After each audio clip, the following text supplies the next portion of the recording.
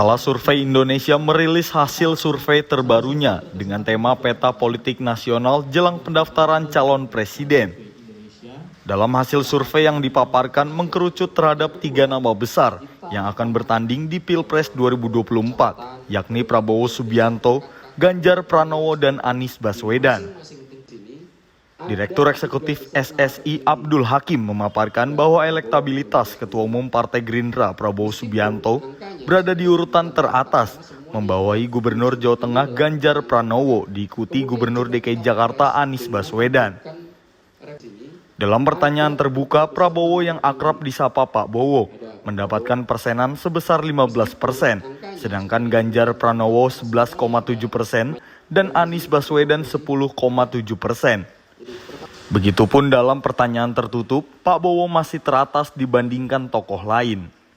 Dari pertanyaan terbuka kita tanpa memberikan referensi, ketika pilihan presiden dilakukan hari ini, ada 4 nama yang muncul.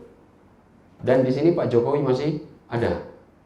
Jadi pertama Pak Prabowo, kedua Pak Ganjar, ketiga Mas Anies Baswedan, dan keempat ketika terbuka nama Pak Jokowi masih ada.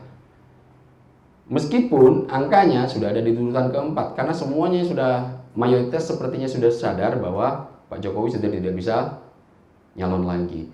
Jadi kalau kita lihat di sini ada 3 besar nama tertinggi.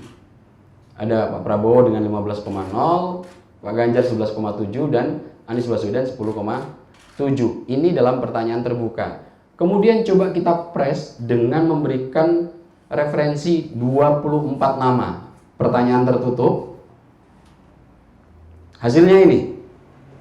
Ada nama 3 besar yang kemudian jauh meninggalkan nama lainnya gitu.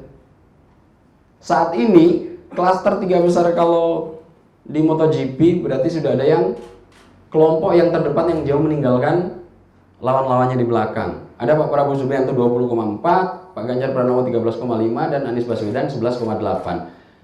Ridwan Kamil nanti tetap akan jadi di urutan keempat dan seterusnya, tapi gapnya terlalu jauh.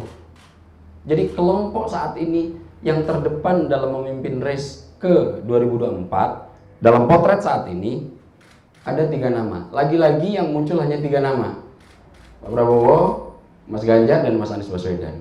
Survei tersebut dilakukan pada tanggal 23 hingga 29 September 2022 dan dilakukan di 34 provinsi dengan metode multi-state random sampling dan jumlah responden sebanyak 1.200 orang. Dari Jakarta, Andi Rezaldi, Depa Mutia melaporkan untuk Sinpo TV.